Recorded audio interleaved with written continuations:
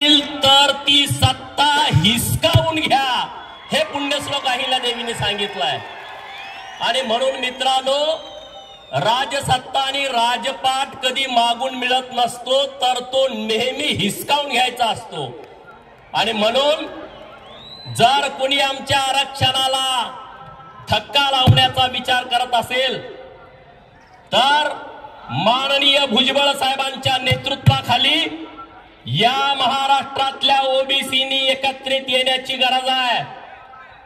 अजून जागृती इतकी नाही मित्रांनो. हा लढा काय भुजबळ साहेबांच्या नेतृत्वासाठी नाही आहे, हा लढा पडळकरांना नेता करण्यासाठी नाही आहे. हा लढा महाराष्ट्रातल्या ओबीसींच्या हक्काचं संरक्षण करण्यासाठी आहे. हा लढा महाराष्ट्रामधल्या ओबीसींच्या वरती जो घाला घालण्याचं काम चालू आहे त्याला विरोध करण्यासाठी आहे. आणि म्हणून मित्रांनो, आपण सगळ्यांनी विचार केला पाहिजे. आज नरवीर राजे उमाजी नाईक यांची पुण्यतिथी आहे. एक योद्धा इंग्रजांच्या विरोधामध्ये लढला. या देशाच्या स्वातंत्र्यासाठी पहिल्यांदा फासावरती जाणारं व्यक्तिमत्व म्हणजे आद्य क्रांतीवीर राजा उमाजी नाईक यांची आज पुण्यतिथी आहे. 3 फेब्रुवारीला त्यांना इंग्रजांनी फासावरती लटकवलं होतं. मित्रांनो, ज्या अधिकाऱ्यानं फसवून उमाजी राजांना पकडलं, त्यांना फासावरती चढवलं, त्याच इंग्रज अधिकाऱ्याचं म्हणजे मॅकिंटॉश नावाच्या अधिकाऱ्याचं वाक्य आहे, जर प्राप्त परिस्थितीत जर तशी निर्माण झाली असती तर हा दुसरा शिवाजी जन्माला आला होता, असं उमाजी राजांच्या बाबतीमध्ये त्यांनी लिहिलं. मित्रांनो, आज उमाजी राजा व्हायचं तर आपलं सोडा, ज्यांनी स्वतःचा राज्याभिषेक छत्रपती शिवाजी महाराजांच्या नंतर केलता. आपण उमाजी राजे व्हायचं सोडा, आपलं जे हक्क आहे ते हिसकावून घेण्याचा प्रयत्न केला जातोय. आणि मग आपण जर नुसतं त्याच्याकडे बघत बसलो, मनगट मेल्या माणसासारखं जर आपण वागायला लागलो तर मित्रांनो, तुम्हाला वाचवायला कोणी सुद्धा येणार नाही. म्हणून आता कुठलीही भीती मनात ठेवू नका. ह्यो काय म्हणाल, त्यो काय म्हणाल, आमका काय म्हणाल, तमका काय म्हणाल. अरे आपण लोकशाहीच्या राज्यामध्ये राहतो आणि त्यामुळं अशा कुठल्याही दादागिरीला भीक न घालता माननीय भुजबळ साहेबांनी जो लढा उभा केलाय त्या लढ्याच्या पाठीमाग गाव गाड्यातल्या सगळ्या ओबीसीनी एकत्रित आला पाहिजे. येणार की नाही येणार? हात सगळे वर करून सांगा, भुजबळ साहेबांच्या पाठीमागे येणार की नाही येणार? येणार की नाही येणार? माझ्या मीडियावाल्या मित्रांना विनंती आहे, महाराष्ट्राला दाखवा म्हणजे भुजबळांच्या पाठीमागे कुणी नाही, भुजबळ साहेबांच्या पाठीमागे कुणी नाही, ते एकटे पडले. अशा बातम्या कुठून तरी येतात, त्यांना दाखवा, सगळे हात वर करून दाखवा.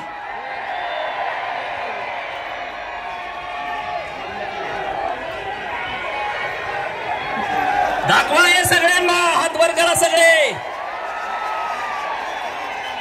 अरे एकटा भुजबळ नाही आहे, आम्ही सगळे त्यांच्या पाठीमागे ठामपणे उभे आहोत, हे महाराष्ट्राला चित्र कळू द्या.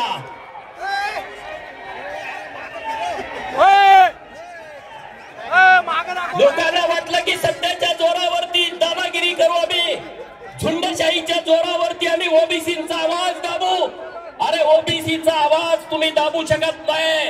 आज ओबीसींना तुम्ही त्रास देण्याची भूमिका घेताय, हाच ओबीसी तुम्हाला तुमची जागा दाखवल्याशिवाय राहणार नाही.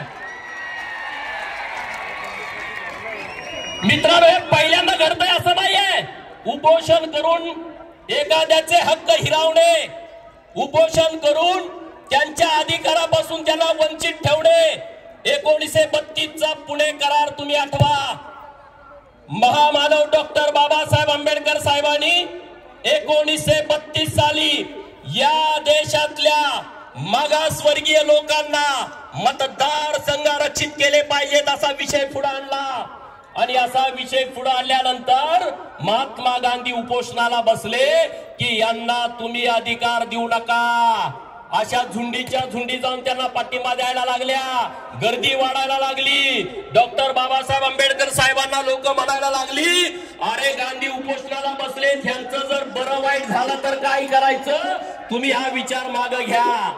तर मित्रांनो, डॉक्टर बाबासाहेब आंबेडकरांनी त्या सगळ्या लोकांचं ऐकलं, पण देश स्वतंत्र झाल्यानंतर पहिल्यांदा अनुसूचित जाती आणि अनुसूचित जमातीच्या लोकांना आरक्षण दिला. आता तोच प्रकार सुरू आहे. ज्यांनी दलितांचं आरक्षण 1932 ला थांबवलं, आज त्याच प्रवृत्तीची लोक ओबीसीच्या आरक्षणावरती घाला घालताय. या घाला घालणाऱ्याला आपण सगळ्यांनी विरोध केला पाहिजे. मित्रांनो, आज आपण पुण्यश्लोक अहिल्यादेवींच्या जिल्ह्यात आहे. अहिल्यादेवीनं म्हटलं होतं, ज्या मनगटामध्ये बळ बुद्धी आणि चातुर्य आहे, ज्या मनगटामध्ये बळ बुद्धी आणि चातुर्य आहे, तोच स्वकर्तृत्वावर लोकाभिमुख राजा बनू शकतो. म्हणजे त्यांनी राजा का बेटा राजा नहीं बनेगा, वो राजा बनेगा जो हकदार होगा, हे तत्व माऊलीने सांगितलं. याचा अर्थ असा आहे की प्रस्थापित व्यवस्थेच्या विरोधामध्ये आवाज उठवा. बरोबर की नाही? उठवणार की नाही उठवणार? प्रस्थापित व्यवस्थेच्या विरोधात आवाज उठवणार की नाही उठवणार? रोहित पवार नावाचं जातीयवादी व्यक्तिमत्व या जिल्ह्यामध्ये प्रतिनिधित्व करताय. ते जातीयवादी आहे की नाही? आवाज द्या, नाही तर ते मध्ये मी एकटाच बोलतो या विषयावर. जातीयवादी आहे की नाही? हे पार्सल तुम्ही बारामतीला पाठवणार का? पाठवणार का? तुम्ही परवा बघितलं, आझाद मैदानावरती मोर्चा जायच्या अगोदर ह्योगडी तिथं पोहोचला होता. बघितलं का नाही? बघितलं का नाही? का रे, आमची मतं घेतली नाहीत? तू आमची मतं घेतली नाहीत? हा विचार आता करा. अरे, रोहित पवारांच्या अंगामध्ये रक्त वाहत नाही, त्याच्या अंगामध्ये जातीयवाद वाहतोय. ही गोष्ट आपल्या लक्षामध्ये ठेवा. जर जातीयवादाला चेहरा असता ना, जातीयवादाला जर चेहरा असता तर तो सेम टू सेम रोहित पवारासारखा दिसला असता. अरे, हा धनगराचं आरक्षण आम्ही मागतोय. परवाच्या दिवशी आमच्या तरुण तडफदार पोरानं आत्महत्या केली. गेला तिथं रोहित पवार, गेल्या त्या विचारधारेची लोक तिथं. अरे, आजपर्यंत किती पोराने आत्महत्या केल्या? जतमध्ये बिरुदेव खर्जेने आत्महत्या केली मागच्या 2 महिन्यापूर्वी. गेला तिथं कोण? गेला कोण लोकप्रतिनिधी? आवाज उठवला? अरे, आज गावातल्या घिसाड्याच्या पोराला जाऊन विचारा, त्याचं तुम्ही आरक्षण ढापायला निघालाय. वैदूच्या पोराला जाऊन विचारा, त्याचं तुम्ही आरक्षण लाटायला निघालाय. हे काय आहे? तुम्ही त्यांचं आरक्षण लाटायचा प्रयत्न करू नका. तुम्हाला तुमची जागा दाखवल्याशिवाय आम्ही राहणार नाही. मित्रांनो, मंडल आयोगाला एक म्हटला मी विरोध करणार. मंडल आयोगाला विरोध करणार. ओबीसीचं आरक्षण घालवणार. अरे, ओबीसीचं आरक्षण म्हणजे काय, मसोबाची खीर आहे का वाटत आल्या ती आम्हाला मिळाल्या? होय, कुणीतरी यावं म्हणावं ओबीसीचं आरक्षण आम्ही काढून घेणार. अरे, ते काय आमच्या मसोबाची खीर आहे का वाटली आणि कुणी घेऊन गेला घरी? अरे, ओबीसीचं आरक्षण डॉक्टर बाबासाहेब आंबेडकरांच्या संविधानानं आम्हाला दिलाय आणि माननीय भुजबळ साहेबांच्या नेतृत्वात त्याचा संरक्षण करणं ही आमची जबाबदारी आहे, हे आमचं कर्तव्य आहे. आणि त्यामुळं तुम्हाला कुणाला चॅलेंज करायचं त्यांनी करू द्या. मंडल आयोगाला करा, आणखी कशाला करा. तुम्ही आज आमच्या सरपंच पदावरती डोळा ठेवलाय, तुम्ही आमच्या पंचायत समितीवरती डोळा ठेवलाय, तुम्ही आमच्या जिल्हा परिषद सदस्य पदावरती डोळा ठेवलाय, नगरपालिकेच्या महानगरपालिकेच्या नगरसेवक पदावरती डोळा ठेवलाय, महापौर, जिल्हा परिषदचा अध्यक्ष, पंचायत समितीचा सभापती यावर तुम्ही डोळा ठेवलाय. पण लक्षात ठेवा, तुम्ही आमची सरपंची घ्याल, आम्ही तुमची आमदारकी घेऊ. तुम्ही आमचं नगरसेवक पद घ्याल, आम्ही तुमची खासदारकी खेचून घेऊ का नाही? अरे, कर्पूरी ठाकूर बिहारचे माजी मुख्यमंत्री, त्यांनी ओबीसीचा मोठा प्रयोग केला होता. त्यांनी सत्ता ताब्यात घेतली होती. काल परवा त्यांना नरेंद्र मोदी साहेबांनी भारत रत्न पुरस्कार दिला, जो आपला ओबीसीचा नेता होता. त्यांचा आदर्श या महाराष्ट्रातल्या पोरांनी घेतला पाहिजे. भुजबळ साहेबांनी त्यांच्या सोबत काम केलंय त्या काळामध्ये मित्रांनो. आता हे नवीन सगळे सोयरे, नवीन शब्द आला, सगळे सोयरे.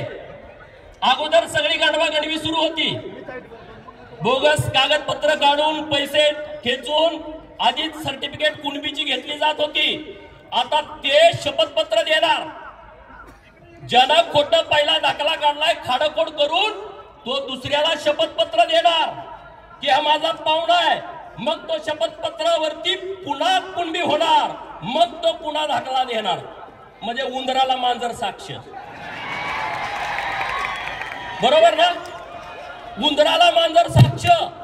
त्यात एक असा उल्लेख केलेला सजातीय. अरे हे नुसतं ओबीसीच्या आरक्षणावरती हातोडा मारत नाहीत, संविधानाचा ढाचा जेसीबी लावून उद्ध्वस्त केला जातोय. सजातीय, अरे जातीचं निर्मूलन झालं पाहिजे म्हणून आंतरजातीय विवाहाला संविधान प्रोत्साहन देतं. गावात आंतरजातीय विवाह झाल्यावर 50,000 रुपये अनुदान मिळतं का नाही? भांडी मिळते. कारण संविधानामध्ये आहे की जात मोडीत काढा म्हणजे तुम्ही आंतरजातीय विवाह करा. हा जो मसुदा काढलाय ना त्यामध्ये आंतरजातीय विवाहाच्या बाबतीत काहीच लिहिलं नाही. सगळे सोयरे हा गोलमाल विषय आहे. महाराष्ट्र सरकारनं सगळ्यात मोठी घोडचूक केली की ही अधिसूचना काढली आहे, मसुदा काढलाय. ही सगळ्यात मोठी घोडचूक आहे आणि म्हणून तुम्ही या सगळ्या गोष्टीला विरोध केला पाहिजे. याच्यामध्ये स्पष्टता नाही आहे. याचा अगोदरच गैरवापर होत होता. आता तर चोरीनं प्रमाणपत्र काढणाऱ्या लोकांना सरकारने अधिकृत करायचा प्रयत्न केला जातोय आणि म्हणून या सगळ्या विषयावरती आपली भूमिका ठाम असायला पाहिजे मित्रांनो. मी काय उदाहरण देणार आहे. आज राज्यामध्ये परवा स्टेटमेंट दिलं की मराठवाड्यातला सगळा मराठा हा मराठा राहणार नाही, तो कुणबी होणार. तुम्ही स्टेटमेंट बघितलं का टीव्हीवरती? मराठवाड्यातला सगळा मराठा राहणार नाही तर तो कुणबी होणार. का?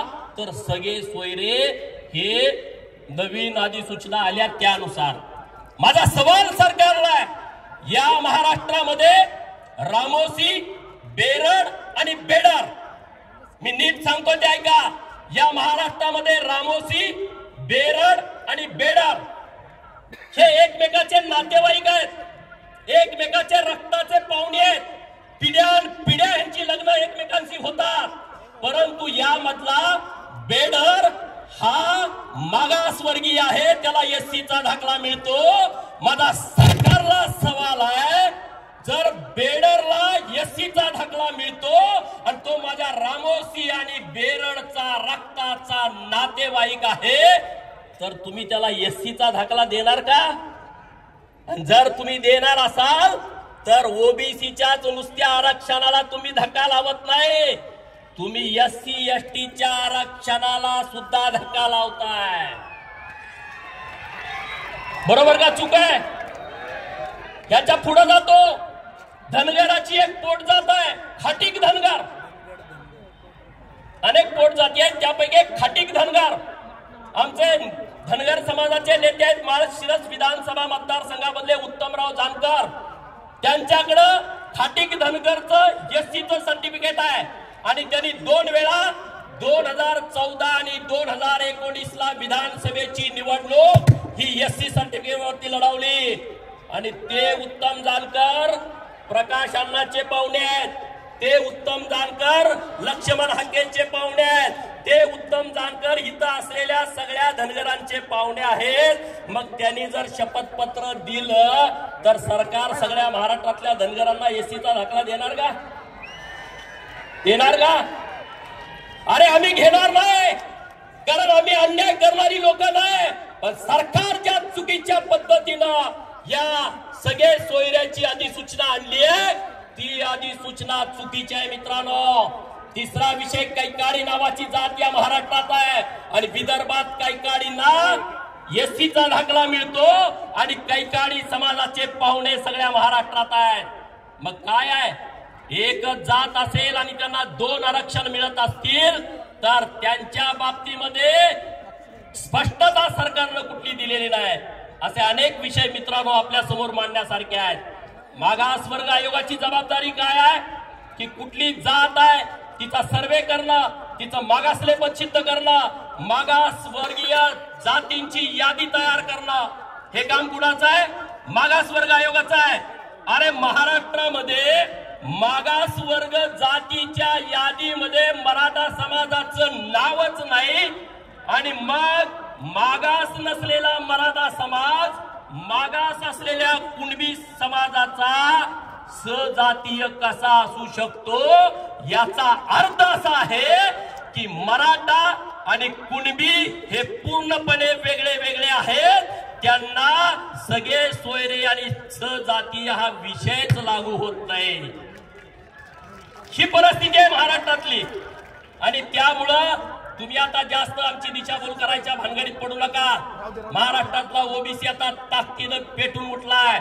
महाराष्ट्रातल्या ओबीसींच्या लक्षात आलाय की आता कशा पद्धतीने आपण पुढे गेलं पाहिजे, आमचा गळा कसा घोटला जातोय आणि त्यामुळं इथून पुढच्या काळात तुमच्या पुढे पर्याय एकच आहे, निर्भीडपणे राहणे, संघटित होऊन राहणे, एकत्रितपणे राहणे, सगळ्या ओबीसींची एकजूट करणे। मराठा समाजाच्या आरक्षणाला आमचा विरोध नाही आहे, परंतु ओबीसी आरक्षणाला धक्का तर लागलाच हो। ओबीसी आरक्षणाचा विषय संपला। माझ्या तालुक्यात 550 कुणबीच्या नोंदी सापडल्या, 60 ग्रामपंचायती, त्यापैकी 12 ग्रामपंचायतीला ओबीसीचं रिझर्वेशन सरपंच पदाचं, 8 पंचायत समिती, त्यातल्या 3 पंचायत समितीला आरक्षण ओबीसीचं, 4 जिल्हा परिषद, त्यापैकी 1 आरक्षण झडपीचं। संपलं सगळं, तो विषय आता डोक्यातनं काढून टाका। परंतु लढू, अरे आपण लढणारी लोक आहोत। या राज्यामध्ये ओबीसीनी भटक्याविमुक्तांनी अनेक लढाई केलेल्या आहेत। छत्रपती शिवाजी महाराजांच्या सोबत हेच मावळे होते जे स्वराज्य निर्माण करण्यासाठी पुढे होते। त्यामुळे आता लढण्याशिवाय आपल्या पुढे कुठलाही पर्याय नाही। की लढण्याची धमक, की लढण्याची ताकद आपण सगळ्यांनी मनामध्ये ठेवली पाहिजे आणि माननीय भुजबळ साहेबांच्या पाठीमागे ठामपणे उभं राहायला पाहिजे। भुजबळ साहेबांच्या वरती कुणी बोलला, तुम्ही लगेच व्हिडिओ करून त्याला उत्तर दिलं पाहिजे। मित्रांनो, आपल्याला लोकशाहीनं करायचं आहे, आपण काही दादागिरी करत नाही, आपण संविधान मानणारे, कायदा मानणारे, लोकशाहीच्या आपण देशामध्ये राहतो। आपल्याला दादागिरी करायची गरज नाही, पण जर कोणी दादागिरी करण्याची भाषा करत असेल तर त्याला उत्तर देण्याचं कर्तव्य आणि जबाबदारी आपली आहे आणि ते कर्तव्य आपण सगळेजण पार पाडू।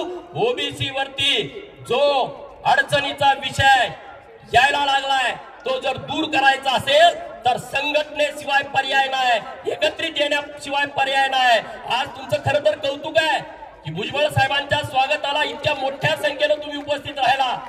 सगळ्या पुण्यश्लोक अहिल्यादेवी नगर मधल्या सगळ्या ओबीसी बांधवांचं मी मनापासून आभार व्यक्त करतो। इतकी मोठी सभा की जी धडकी भरेल, सगळ्या लोकांच्या लक्षात आलेलं आहे की आज या महाराष्ट्रातल्या ओबीसीच्या मनामध्ये काय धग आहे, ओबीसीच्या नेमक्या व्यथा काय आहेत याची जाणीव आजच्या या सभेनं झाली आहे।